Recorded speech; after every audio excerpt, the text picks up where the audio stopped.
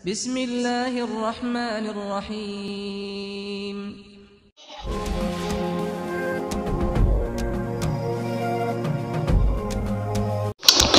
أعوذ بالله من الشيطان الرجيم. بسم الله الرحمن الرحيم. السلام عليكم ورحمة الله وبركاته. بسم الله ما شاء الله لا يسوق الخير إلا الله. بسم الله ما شاء الله لا يصرف السوء إلا الله. بسم الله ما شاء الله ما كان من نعمة فمن الله. بسم الله ما شاء الله لا حول ولا قوة إلا بالله العلي العظيم. الحمد لله رب العالمين. اللهم صل وسلم على سيدنا محمد وعلى آله وأصحابه وذريته أجمعين. أما بعد. قال المؤلف رحمه الله، قال المؤرخ رحمه الله نفعنا به وعلومه وأمدنا بأسراره amin ya rabbal alamin. Kita akan melanjutkan pembacaan kitab Ar-Rahiqul Makhtum. Penulisnya adalah Sofiyur Rahman Al-Mubarakfuri, Sejarah Isra Mi'raj.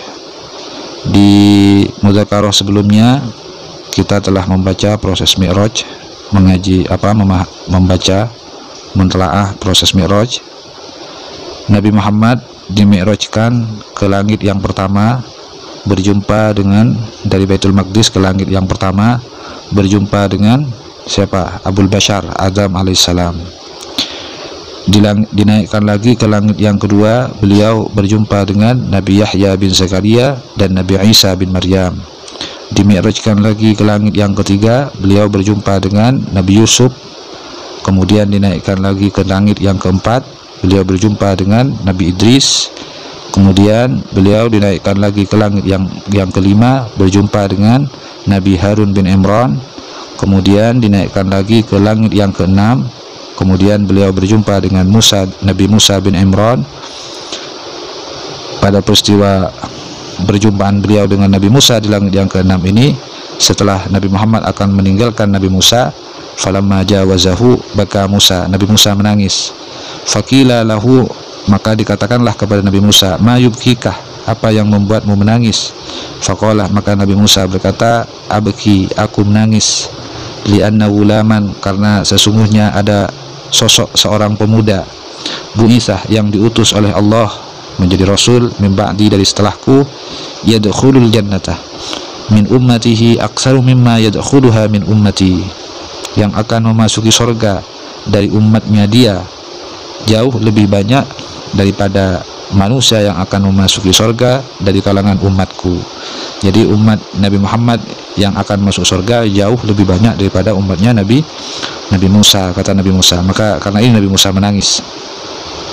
Summa urija bihi ila sama'is sabi'ah, kemudian Nabi Muhammad dimi'rajkan ke langit yang ketujuh. Falaqiya fiha Ibrahim alaihissalam, di langit yang ketujuh ini Nabi Muhammad berjumpa dengan Nabi Ibrahim alaihissalam. Fasallama alaihi, Nabi Muhammad mengucapkan salam atas Nabi Ibrahim. Faradda alaihi, Nabi Ibrahim pun menjawab salam atas Nabi Muhammad. Warahaba bihi, dan menyambut kedatangan Nabi Muhammad. Wa aqarra bi nubuwwatihi, dan mengikrarkan, menetapkan terhadap kenabian Nabi Muhammad. Summa rufi'a ila sidratul muntaha, diangkat lagi Nabi Muhammad menuju sidratul muntaha. Fa idzan nabkuha mislu kilali hajarin, ketika itu buah bidara di sidratul muntaha itu sama dengan ujung bukit bebatuan itu. Wa idzan waraquha mislu adzanil filah, dan ketika itu dedaunan yang ada di sidratul muntaha, sama dengan telinganya unta.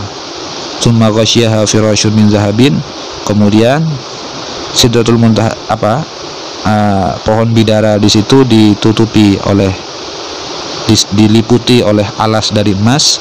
Wa nurun wa alwanun, ada cahaya, ada beberapa warna. Fataghayarat, yang kemudian berubah. Fama ahadun min khalqillahi yastati'u ay yasifaha min husniha, tidak ada seorang pun dari makhluk Allah yang mampu menceritakan dengan bahasa lisan dari keindahan sidratul muntaha. Summa rufi'a lahul baitul ma'mur, diangkatlah untuk Nabi Muhammad Baitul Ma'mur, rumah makmur, kemakmuran. Wa idzan, ketika itu, huwa yadkhuluhu kulla yaumin sab'una alfa malakin, dan ketika itu setiap hari Baitul Ma'mur itu dimasuki oleh 70.000 malaikat. Summa la ya'uduna, tidak balik itu. Tiap hari masuk 70.000 malaikat. Summa udkhilal jannata, kemudian Nabi Muhammad dimasukkan ke surga. Faidan, maka ketika itu fiha habailul lu'lu', di surga itu terdapat beberapa jerat ataupun tali yang terbuat dari lu'lu', mutiara lu'lu'. Wa idan, dan ketika itu turabuha al-miskuh, tanahnya, abunya itu terbuat dari kasturi. Wa urija bihi hatta dhahara li mustawan yasma'u fihi sharifal aqlami, dimi'rajkan lagi Nabi Muhammad hingga berada di permukaan mustawa. Disitulah yasma'u fihi sharifal aqlam, Nabi Muhammad di mustawan ini mendengarkan suara goresan pena. Summa urija bihi ilal jabbar jalla jalaluh, dimi'rajkan lagi Nabi Muhammad dan dihadapkan kepada Allah al-jabbar jalla jalaluh. Fadana minhu, Nabi Muhammad mendekati Allah, hatta kana qaba qausaini, saking dekatnya Nabi Muhammad dengan Allah itu sama dengan dekatnya busur panah ketika dilengkungkan, dibuat melengkung, satu sisi satu dan satunya itu dekat. Au adna, bahkan lebih dekat.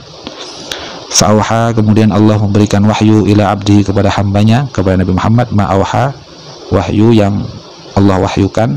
Wa farada alaihi khamsina salatan, dan Allah mewajibkan atas Nabi Muhammad salat 50 kali sehari semalam. Faraja hatta marra ala Musa, balik lagi Nabi Muhammad, mundurlah hingga Nabi Muhammad berjumpa dengan Nabi Musa. Pulang Nabi Muhammad dan berjumpa dengan Nabi Musa. Faqala lahu, maka Nabi Musa berkata lahu kepada Nabi Muhammad, bima amaraka rabbuka, dengan apa Tuhanmu memerintahkan kepadamu? Qala, maka Nabi Muhammad menjawab, bi khamsina sholatan, Allah memerintahkan salat 50 kali kepada umatku, kepadaku dan umatku. Qala, maka Musa berkata, inna ummataka la tatiqu zalika, sesungguhnya umatmu tidak akan mampu melakukan hal semua itu, salat 50 kali sehari semalam. Irji ila rabbika, kembalilah kamu menghadap Tuhanmu. Fas'alhu takhfifah li ummatika, mintalah kepadanya kemurahan untuk umatmu. Faltafata ila Jibril, Nabi Muhammad menoleh kepada Jibril. Ka'annahu yastashiruhu fi dzalika, seolah-olah Nabi Muhammad minta isyarah kepada Jibril fi dzalika, terkait usulannya Musa ini, minta takhfif kemurahan kepada Allah.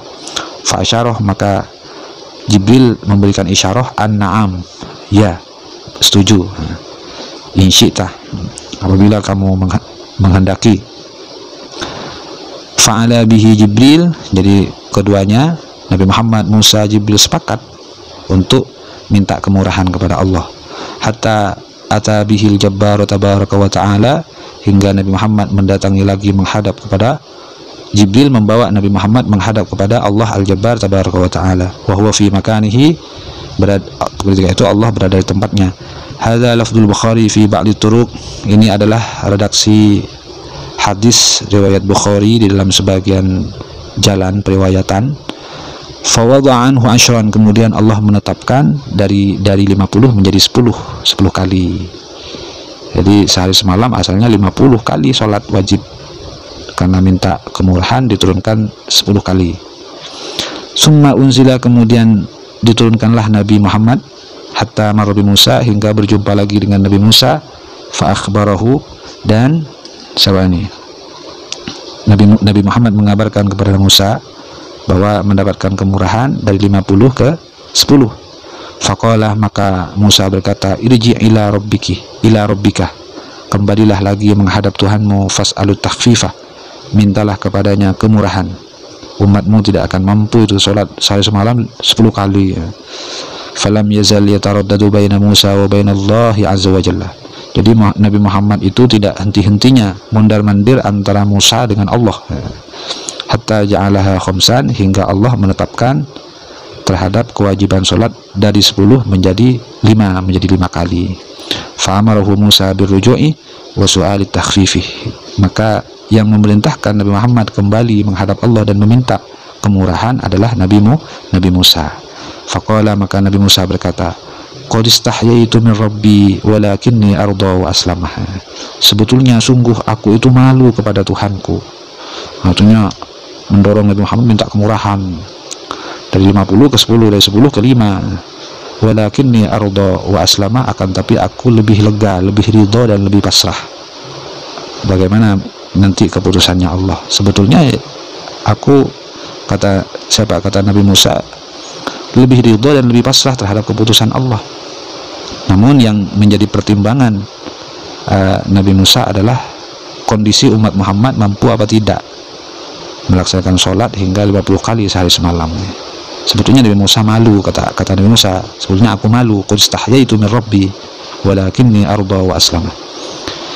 Falamma ba'udah, maka ketika Nabi Muhammad menjauh, artinya pulanglah, nada munadin, terdengarlah suara panggilan, teriakan, qad amdaitu faridati wa khaffaftu an ibadi, aku telah menunaikan, menyampaikan kewajibanku dan memberikan keringanan dari beberapa hambaku. Intaha, selesai sudah ceritanya. Summa dzakara Ibnul Qayyim khilafan fi ru'yatihi sallallahu rabbahu tabaraka wa ta'ala. Kemudian Ibnul Qayyim menyebutkan perbedaan pendapat terhadap mu'arrikhin mengenai terkait dengan Nabi Muhammad bertatap muka melihat Allah tabaraka wa ta'ala. Summa dzakara kalaman Ibnu Taimiyah. Kemudian Ibnu Qayyim menyebutkan pendapat, yaitu pendapatnya Ibnu Taimiyah bihadzas sodadiyah. Wa hasil bahsi anna ru'ya bil aini lam tasbut aslan.